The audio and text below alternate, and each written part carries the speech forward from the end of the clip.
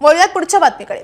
नागपूरचं हिवाळी अधिवेशन विरोधी पक्षनेत्या विनाच होण्याची शक्यता आहे। विधानसभा आणि विधान परिषदेतलं विरोधी पक्षनेतेपद सध्या रिक्त आहे।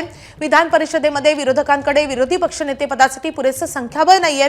हिवाळी अधिवेशनामध्ये विरोधी पक्षनेता नेमण्याच्या हालचाली नाहीयेत आणि इतिहासात प्रथमच विरोधी पक्षनेत्या विनाच विधिमंडळाचं कामकाज चालेल। त्यामुळे दोन्ही सभागृहाचं कामकाज हे विरोधी पक्षनेत्याच्या शिवायच चालेल अशी दाट शक्यता आहे आणि त्यावरूनच विरोधक पुन्हा एकदा आक्रमक झालेत।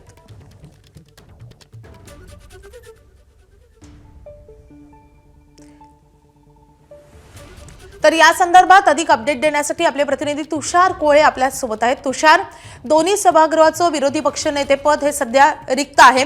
विधान परिषदेच्या विरोधी पक्षनेतेबद्दल काही पावलं उचलली जात आहेत का? कारण विधानसभेसाठी आता स्पष्ट विरोध दर्शवला जातोय किंवा सरकार त्या दृष्टीने काही पावलं उचलेल अशी शक्यता धुसर आहे।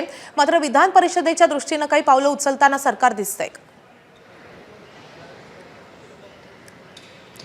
निश्चितच जर का आपण विधिमंडळाच्या इतिहासामध्ये बघितलं तर हे पहिलं हिवाळी अधिवेशन असेल ज्यामध्ये कोणत्याही सभागृहाला म्हणजे विधानसभा असो किंवा विधान परिषद असो याला विरोधी पक्षनेता नाही आणि विधान परिषदेच्या आणि विधानसभेच्या विरोधी पक्षनेत्या विनाच हे विधिमंडळाचं कामकाज चालणार आहे। जर का आपण संविधानिक पद्धतीने जे नियमावली आहे त्यामध्ये जे निकष दिले त्यानुसार जर बघितलं तर सिंगल लार्जेस्ट पार्टीला 10% आमदार हे असणं गरजेचं असतं। त्या आधारावर आपण विधानसभेचा विचार केला तर तिथे सर्वात मोठा पक्ष हा शिवसेना उद्धव ठाकरे गट आहे। त्यांचे विरोधी पक्षातले जे आमदार आहे ते 20 आहे आणि तिथे जी संख्याबळ लागते विरोधी पक्षनेत्यासाठी ते 29 आहे।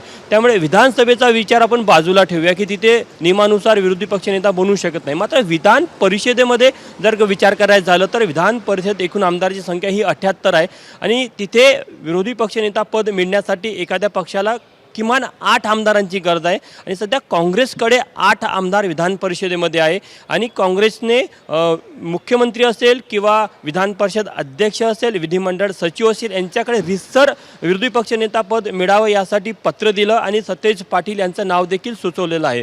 मात्र आपण सध्याच्या परिस्थितीमध्ये जे सरकार स्तरावर हालचाली पाहायला मिळतात की विधान परिषदेमध्ये देखील विरोधी पक्षनेता या हिवाळी अधिवेशनात बनण्याची शक्यता खूप कमी आहे कारण की तशा प्रकारच्या कोणत्याही हालचाली सरकारी स्तरावर दिसत नाही।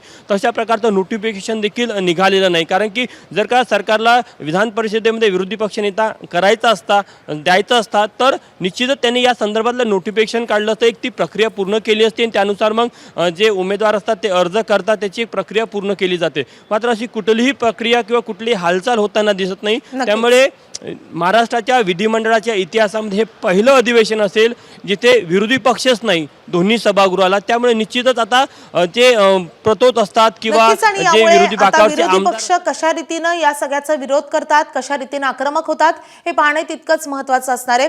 धन्यवाद तुषार या सगळ्या सविस्तर माहितीसाठी।